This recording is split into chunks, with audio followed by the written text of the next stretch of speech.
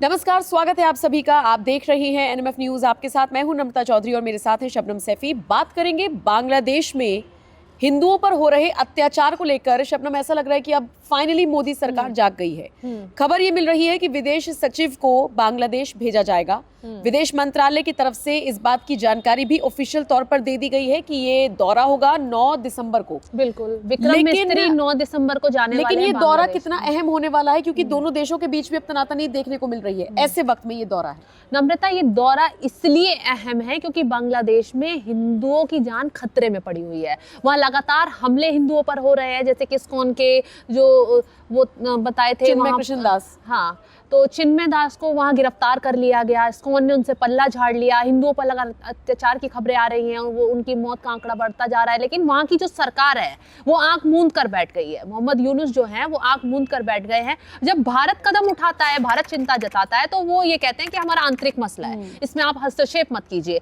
भारत ने जब वहां पर आयात निर्यात भी बंद किया तो बांग्लादेश को थोड़ा फर्क पड़ा, लेकिन अकड़ ढीली नहीं हो रही है। एक वक्त लगा जब सरकार वहां पर तख्ता पलट हुआ, जब शेख हसीना भारत आई, तो ये लगा कि वहां स्थिति काफी गड़बड़ा जाएगी। हिंदुओं भी बहुत घबरा गए, जो बांग्लादेश के हिंदू थे, क्योंकि डायरेक्ट उन्हें टारगेट किया गया। बहुत मारधाड़ हुई, बहुत हंगामे हुए, तोड़फोड़ की गई, हिंदुओं के घरों में घुस घुस कर उन्हें मारा गया। बहुत अत्याचार की तस्वीरें वहां से यहाँ सामने आई। हालांकि जो वहां के मोहम्मद यूनुस थे, उन्होंने सबसे पहला स्टेटमेंट ये दिया कि आप लोग घबराओ मत, मैं आपके साथ हूँ, स्थिति बिल्कुल ठीक है। तो भारत को लगा कि हो सकता है स्थिति ठीक हो जाएगी, सब कुछ संभल जाएगा। लेकिन जैसे जैसे दिन बढ़ते गए वैसे वैसे मोहम्मद यूनुस ने आंख दिखानी शुरू कर दी। शेख हसीना के जरिए भारत को धमकियां दे रहा था कि शेख हसीना को वापस भेज दिया जाए, उन पर हत्या के मुकदमे हैं, ये है वो है, बहुत सारी चीजें वहां से की जाने लगी। और देखते ही देखते हिंदुओं पर इतना अत्याचार बढ़ गया कि नम्रता, भारत को अब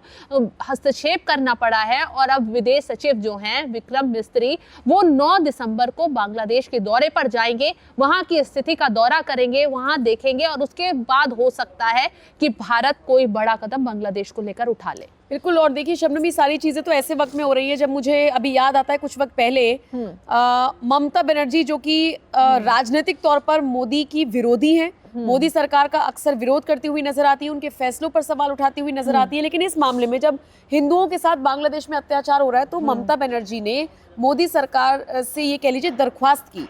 उनसे कहा कि आप यूएन के सामने प्रस्ताव रखिए कि वो सेना उतार दे बांग्लादेश में, क्योंकि कोई स्थिति समझ में नहीं आ रही कैसे निपटा जाए। ये बताता है कि कम से कम हिंदुओं के मसले पर, बांग्लादेश के हिंदुओं के लिए ममता बनर्जी जैसी नेता का भी दिल पसीजा है, जिनको अक्सर मुस्लिमों की राजनीति करने के लिए जाना जाता है, तुष्टीकरण की राजनीति करने के लिए जाना जाता है। मोदी सरकार पर अक्सर सवाल उठाने वाली ममता बनर्जी अगर बांग्लादेश में हिंदुओं पर हो रहे अत्याचार के मामले में एकजुट हो रही हैं मोदी सरकार के सामने, तो ये बड़ी अच्छी बात है।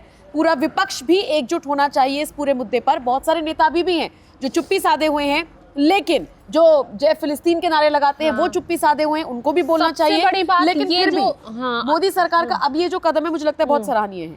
सबसे बड़ी बात नम्रता ये है कि बांग्लादेश भारत को आंख दिखा रहा है, वजह है पाकिस्तान से उसकी नजदीकी बढ़ तो गई है। पाकिस्तान ही क्या उखाड़ लेगा? पाकिस्तान तो खुद बर्बाद हो रहा है, ये बांग्लादेश को भी समझ नहीं आ रहा। शायद आने वाले समय में समझ आ जाए। भारत के जो विदेश सचिव हैं वो, ये तो ये वाली बात होगी, दो बर्बाद देश एक सफल देश की तरफ आंखें तरेड़ रहे हैं, बेवकूफी कर रहे हैं दोनों। हालांकि बांग्लादेश की स्थिति जैसी है इस ये सब चीन का जाल है ना नम्रता, क्योंकि चीन ने पाकिस्तान को फंसाया, पाकिस्तान के थ्रू वो हो सकता है बांग्लादेश में भी कदम रख दे। जिसके कंधे पर बंदूक रखकर चलाएगा शबनम, वो बर्बाद होगा।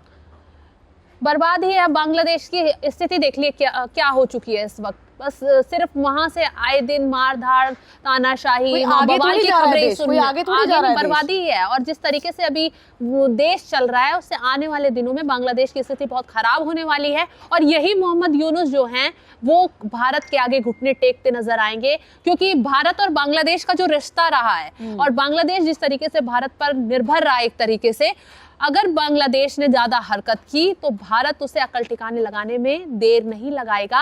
और यही वजह है कि अब यहाँ के जो सचिव, मुख्य सचिव हैं, विदेश सचिव, वो जा रहे हैं बांग्लादेश। और बांग्लादेश में उनकी कई बैठकें होने वाली हैं, वहाँ के नेताओं के साथ वो मुलाकात करेंगे, बातचीत होगी और हो सकता है वो जो ये हिंदुओं पर अत्याचार हो रहा है इसका मसला वहाँ पर उठाएं। नहीं, और हो सकता है कि अगर कहीं ना कहीं से विदेश सचिव को ऐसा लगा कि बांग्लादेश शांति और विवेक से काम लेने वाले देशों में से नहीं है, तो फिर हो सकता है कि ममता बनर्जी ने जो दरख्वास्त की है उसको मोदी सरकार कहीं ना कहीं यूएन के सामने रखी है। जिस भी तरीके से कोई भी अगर रास्ता निकलता है तो उसको अख्तियार किया जाए, क्योंकि मुझे नहीं लगता कि बांग्लादेश की यूनुस सरकार इतनी आसानी से मान जाएगी। उनको तो मजा आ रहा है ना ये सारी चीजें करने में, पूरी दुनिया में मैसेज जा रहा है कि हम अल्पसंख्यक हिंदुओं को वहां पर मार रहे हैं। आप सोचिए, घर में घुस घुस कर महिलाओं के साथ अत्याचार हो रहा है। आप मतलब इतनी शर्म की बात है कि आप देख देख के इंसान को मार रहे हैं कि वो हिंदू है या मुसलमान है।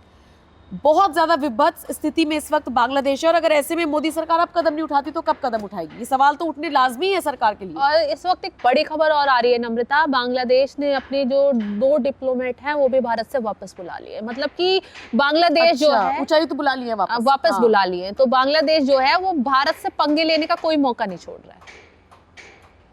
नहीं, मुझे ऐसा लगता है कि इसके पीछे ये भी हो सकता है कि यहाँ से भले ही विदेशी सचिव का दौरा हो रहा हो, लेकिन यूनुस सरकार पहले से कॉन्फिडेंट हो कि हमें तो कुछ नहीं करना, तो पहले ही अपने अधिकारियों को बुला लो। वो यूनुस जो है वो इसी बात से चिड़े हुए हैं नम्रता लगातार, कि जिस तरीके से भारत एक्शन ले रहा है और हिंदुओं के पक्ष में आवाज उठा रहा है, और वो बार बार ये अंतर्राष्ट्रीय मंच पर भी ये बात उठाई जा सकती है। भारत इसी बात पर जोर दे रहा है कि वहाँ अल्पसंख्यक जो हैं उनको सुरक्षा मुहैया कराई जाए। अब इस तरीके से बांग्लादेश की काफी बदनामी हो रही है कि तख्ता पलट हुआ, मोहम्मद यूनुस सत्ता में आए और उन्होंने सब चीजें संभाली, आश्वासन दिया, और उनके आश्वासन बिल्कुल उलट निकले। जिस तरीके की वो हरकतें कर रहे हैं, बांग्लादेश को बर्बाद करने की कोशिश में लगे हुए हैं, उससे उसकी इमेज जो है पूरी दुनिया में पाकिस्तान से भी बदतर होती जा रही है। यही वजह है कि मोहम्मद यूनुस भारत से चिड़े हुए हैं और वो भारत को लगातार आंख दिखाने की कोशिश कर रहे हैं, और ये कोशिश उन्हें ले डूबने वाली है जल्द ही।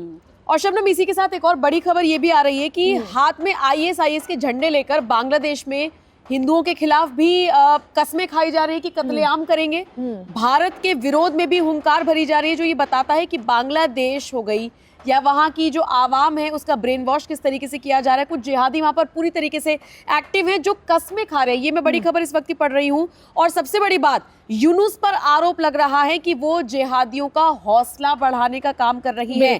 भारत के खिलाफ बांग्लादेशी जबरदस्त तरीके से जहर उगल रहे हैं, और यकीन मानिए अभी थोड़ी देर पहले आपने भी ये बात कही थी कि बांग्लादेश को इसका खामियाजा भुगतना पड़ेगा। पाकिस्तान के रास्ते पर चलते हुए, भारत से पंगा लेते हुए, चीन तो डायरेक्टली पंगा नहीं लेता और आप डायरेक्टली पंगा ले रहे हैं। वहां पर हिंदुओं पर आप इस तरीके से अत्याचार कर रहे हैं, कस्में खा रहे हैं, जिहाद कर रहे हैं, मार रहे हैं। बांग्लादेश में बहुत बुरे हालात आने वाले वक्त में होने वाले हैं, क्योंकि मोदी सरकार अपना एक्शन प्लान पूरी तरीके से तैयार कर चुकी है। तो चलिए, देर आए दुरुस्त आए, मोदी सरकार की तरफ से एक्शन प्लान तैयार किया गया है। देखना दिलचस्प रहेगा इसका फायदा किस कदर होगा। फिलहाल आप इस खबर को किस तरह से देखते हैं, कमेंट सेक्शन में अपनी राय हमें जरूर दें।